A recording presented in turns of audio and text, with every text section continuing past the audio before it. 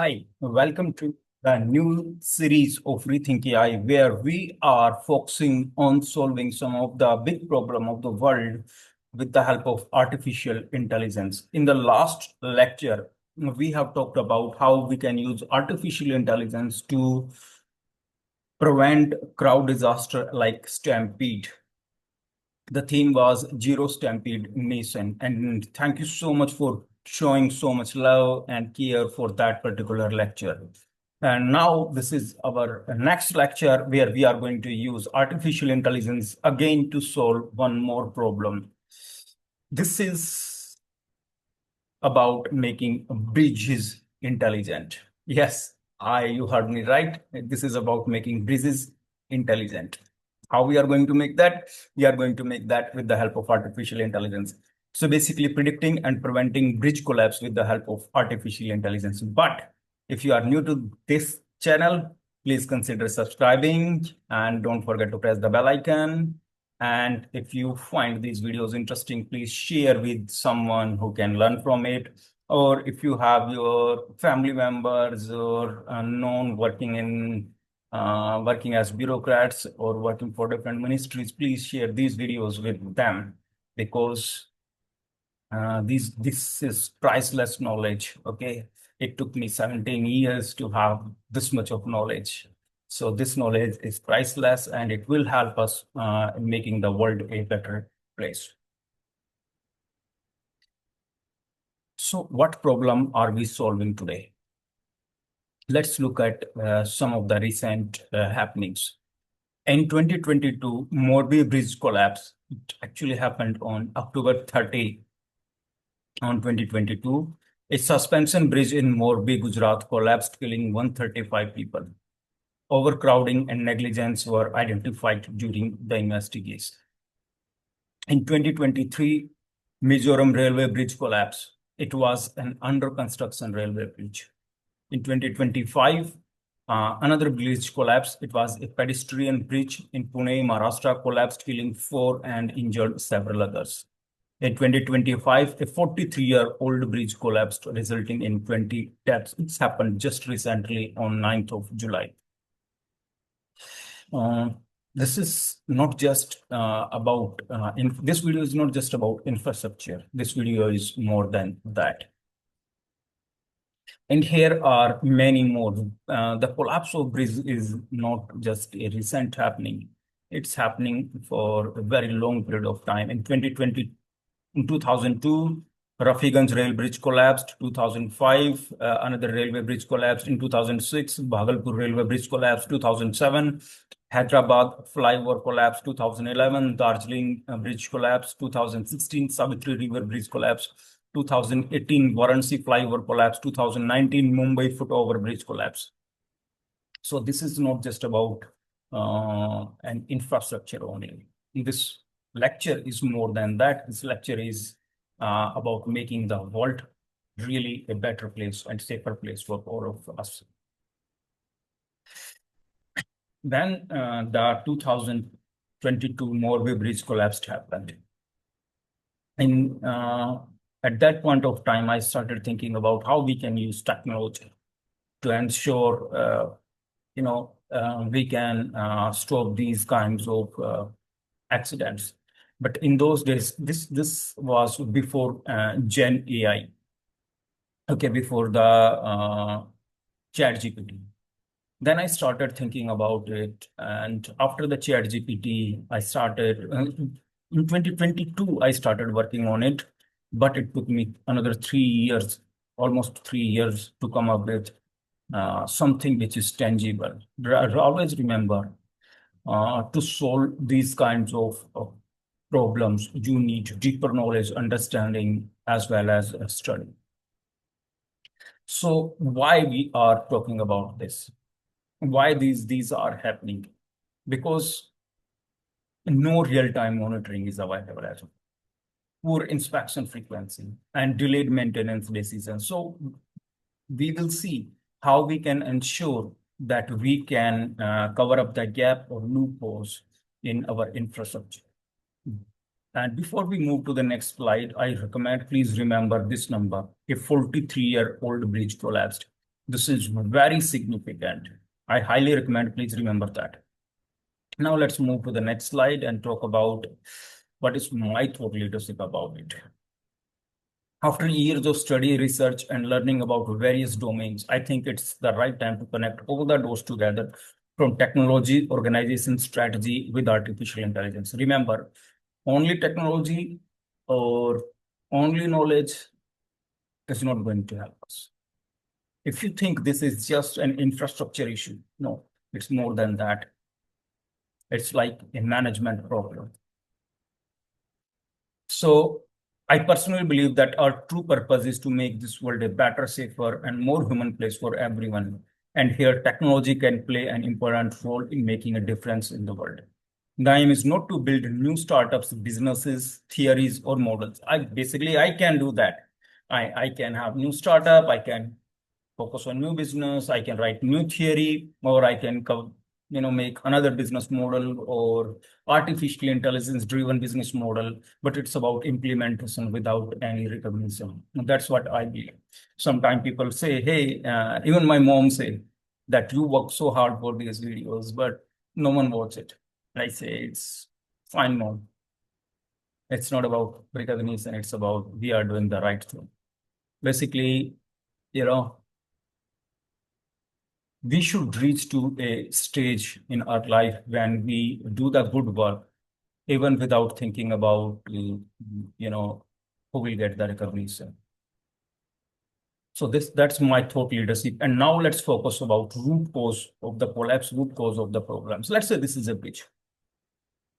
When I read opinion, basically I was reading opinion for last 3 years. When I read opinion of different thinkers or maybe from social media, everyone, the most common cause they say, I'm not saying, but they say is corruption.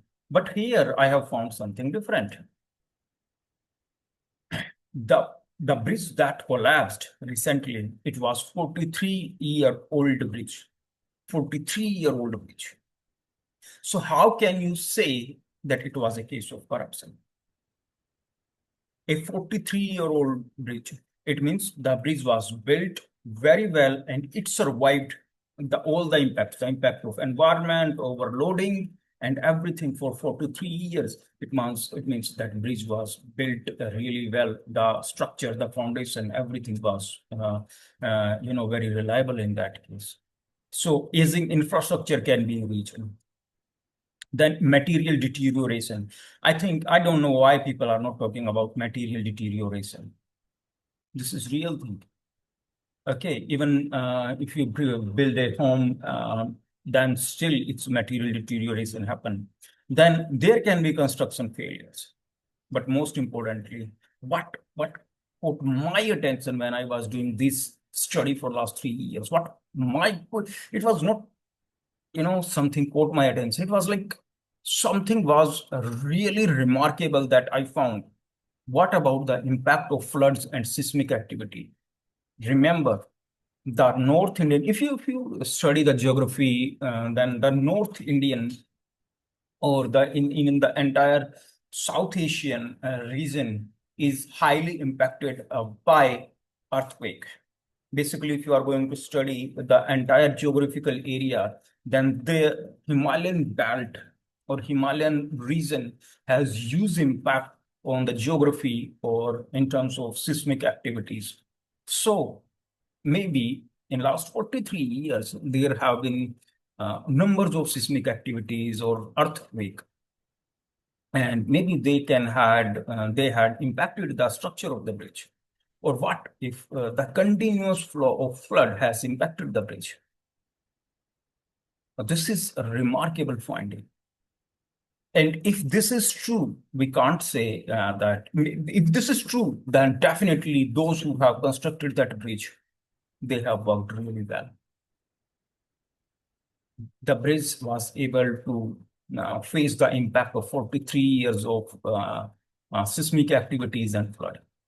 It means the work was really, above a standard level, above a particular five. It was basically a 5-star rating. 43 years of seismic activities, 43 years of flood was impacting. So in that case, we can say it's not just the structure has failed. There can be any reason for the failure of a bridge. And then there is more. What about foundation erosion? Maybe the soil under beneath the surface has shifted. Or maybe the overloading. Let's say the bridge has been built for um, 50 ton. I'm just taking a reference example. What if the bridge has been built only for a maximum weight capacity of 50 ton? And everyone was driving, every once a while there comes a truck with overloading, or there is a series of truck that comes with overloading. So when I study everything behind the bridge collapse, I found these are the six main reasons for the collapsing of a bridge. If the bridge is, uh, 40, 50-year old. Aging infrastructure can be a reason, material deterioration, construction failure. Construction failure, if happens, then it happens in just couple of years after the bridge has been inaugurated. Then flood and seismic activities, foundation erosion, and overloading. Anything can be a reason. So I have not only these are the main reasons, but one thing, these are predictable events if we have the right system. So when I was finding these findings, remember, if you know the problems only, then it's not going to have any impact. All you need is the solution as well. So what I have found out of all these six reasons, the root cause, these are predictable events. How? Let's find out. So what is my vision statement for it? To make every bridge in India intelligent enough to tell us when it's at risk before it fails, or when it needs the repair, or when it needs to take care, to give a break, to repair it completely, or when there is a time when we have to think about retiring the bridge. So how we can do it? We should predict before collapse. Then we should do the maintenance before the disaster that can save life through insights. Okay. Those who think that I'm just some social media guy in the field, no. I have written theories as well in this field.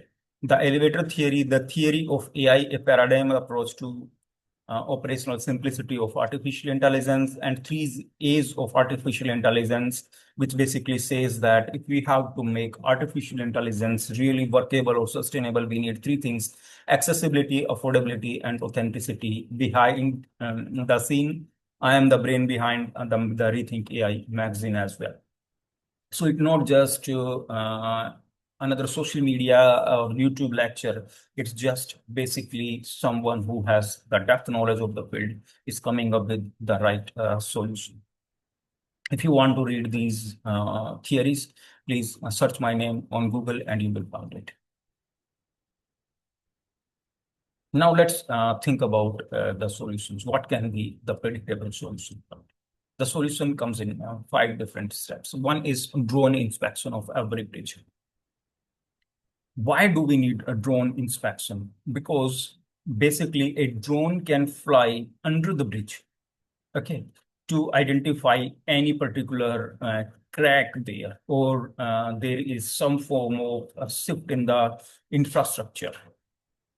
Okay, and we will talk about it more in coming seconds. Then we need the second step is analyze stress, strain, and vibration. Years back, I studied a lot about infrastructure. It was not part of my education curriculum. It was not part of my degrees. Okay, I studied it just because it is a really a fascinating topic. Okay, how companies make buildings that are, 100-meter tall, or that has 100 different floors, and they are literally remarkable piece of technology or infrastructure or designing. So in those days, I started studying about it. And then I found that, if you have a bridge that is really well built and really good, in good condition, it will have different form of vibration. under the pressure and or strain. And if you are taking a bridge which is really old, the vibration or the strain rate will differ.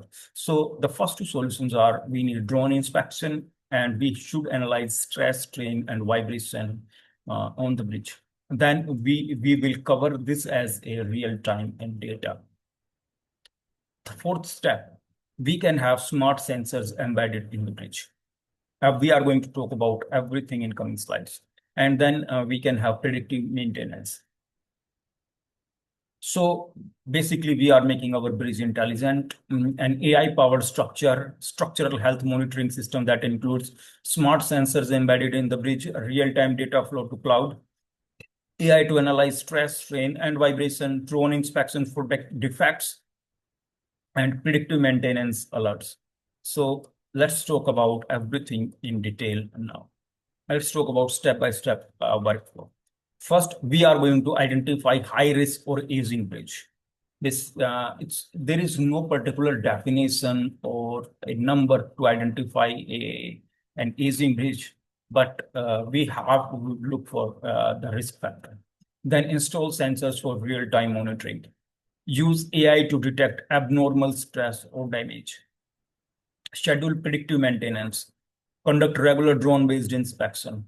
Send live alert to authorities and engineers. So how it's going to work? Basically, what is artificial intelligence? Artificial intelligence is all about data. Artificial intelligence, the input is data, and then we get the output. So first step is we should use sensors. Okay, sensors to give us different type of data that will become our first source of information. Then microcontroller. Those who don't know about microcontroller, in a brief way, we can say they are small computer on a single chip. Third, wireless transmitter. Basically, here we are talking about the concept of edge computing versus centralized computing. I will talk about edge computing versus centralized computing in the next slide. Then cloud server and AI integration, and then communication alert. So this is our first step of getting the real information, the data. Then we are going to transfer the data. In the last step, we will have the communication alert. So how it's going to work? The first step is sensor layer, where we are going to work with sensors, or we are going to use the sensors to find out the level of strain, the vibration via sensors, corrosion, okay, and then displacement in terms of meter. Let's say there is any displacement, not in meters, but in centimeters as well, in millimeters as well. Every particular information in this case is really necessary. Then AI analysis layer. After getting all the information, then we need the second layer, which the first is sensor layer, then we need the second layer, which is CNN-based defect detection. CNN here is convolutional neural network. Then machine language for stress prediction. Okay, there is stress. What is the amount of it? What will be the possible impact of it? How it will impact us in the long term? Then threshold breach detection. If there is any breach in the structure, do you remember in the earlier slide, we have shown a breach, right? So what if there is a breach under the bridge? Then we have to find out that breach as well, because every particular location of a bridge is not reachable to human beings, or it's not an easy process. In that case, drones can play a very beautiful role. Then predictive maintenance engine. Basically, after having these 4 steps and these 3 steps, total 7 steps, we need predictive maintenance engine to predict the outcome. And then drone and robotics layer. High definition, we need high definition cameras, and specifically if the bridge is somewhere in areas where we can have the continuous fire as well, then we can have thermal drones. Then AI crack analysis. If there is any crack in the structure, then we need analysis there as well. And then we need robotic travelers with ultrasonic sensors, because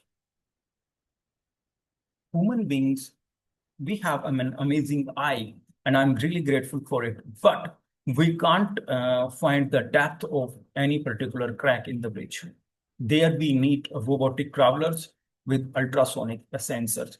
Basically, what we are doing here, we are creating the raw information, the data. This is here we are collecting the data, then we are going to transfer the data.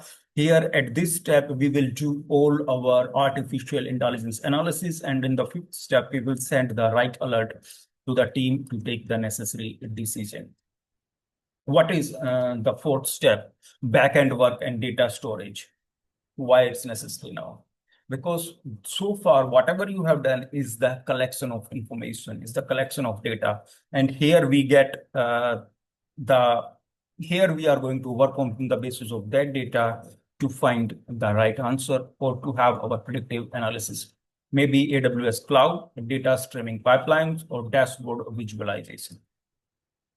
The last step after this particular step, we have the communication layer, basically where engineers get an app alert or SMS email notification. In case we need, then we can have a public transparency dashboard as well, because in democracies, what is more necessary that we should have the transparency, because democracy is all about people. So this is the entire structure of that particular model, which we need to build to make our bridges intelligent. But this is not the end. We are covering many more things in coming slides. What is edge computing versus centralized computing? Let's talk about this, and then we are going to talk about Gen AI versus predictive AI. In this, this is a very vast topic, edge computing versus centralized computing, and I have already made a full video on this particular channel. So those who want to learn in depth, they can check that video on this YouTube channel at ReThynk AI. But basically, the difference is in edge computing is when you do all the calculation at the source of the information. Let's say you have collected the information at this particular bridge, you are going to do all the data calculation at this particular area, then we call it edge computing. When what is centralized computing, where you send the entire information of all the bridges to the central cloud system. So let's talk about more in depth. 2 months back, I think I have made this video that currently India doesn't have its own LLM model. Okay, India is doing really great in terms of artificial intelligence, but it's need more time to create the first LLM model. So those who want to know when India will have its own LLM model, then they can watch this video on the YouTube channel. But basically, let's talk about our topic, which is, let's say this is the bridge and we have done all the data collection here. If you are going to do all your computing here, then we call it edge computing. Or if you send the entire data, let's make let's say this is just one bridge and then there are many more bridge. Let's say there are many more bridge around the country. Let's say every line represent one more bridge. Let's say you have basically 10,000 bridge. If we are going to calculate the information of every particular bridge at the source, which is through edge computing, then it will be, first thing, it will be very costly. Second thing, we are going to miss one of the very important factor. That is,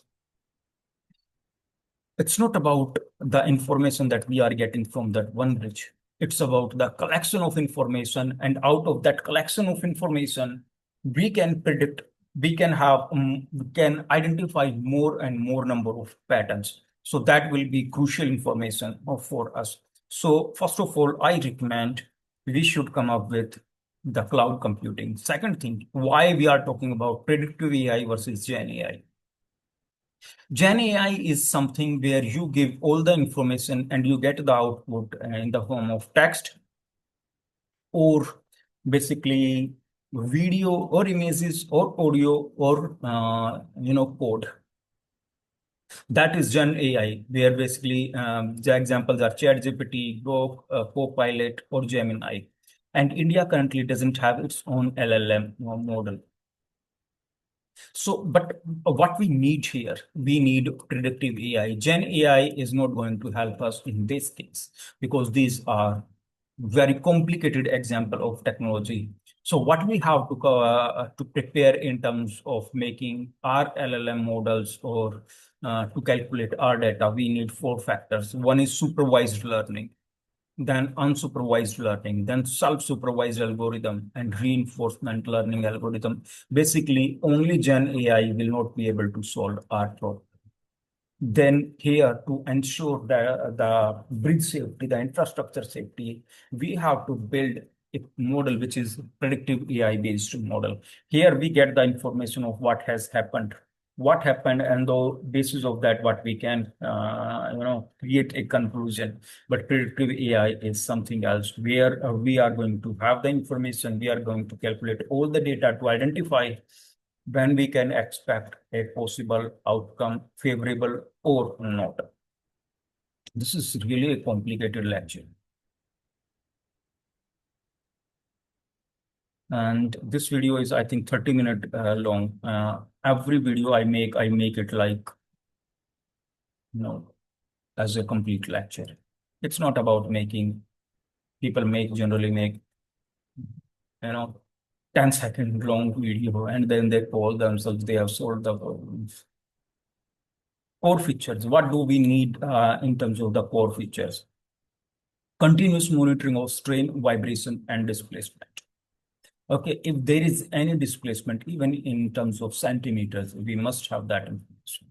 And it's really hard for human beings to monitor every bridge in the country and to identify every particular displacement. That's why we need sensors and drones for us. AI-powered stress prediction using real-time and historical data. In case we have, then this historical data will become part of our original data.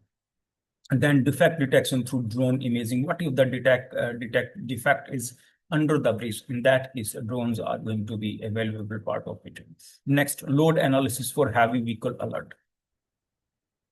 Okay, so what we can do for this, we can install different sensors or way to monitor the weight. If there is a truck or a truck which is overloaded, in that case, we can get the red alert.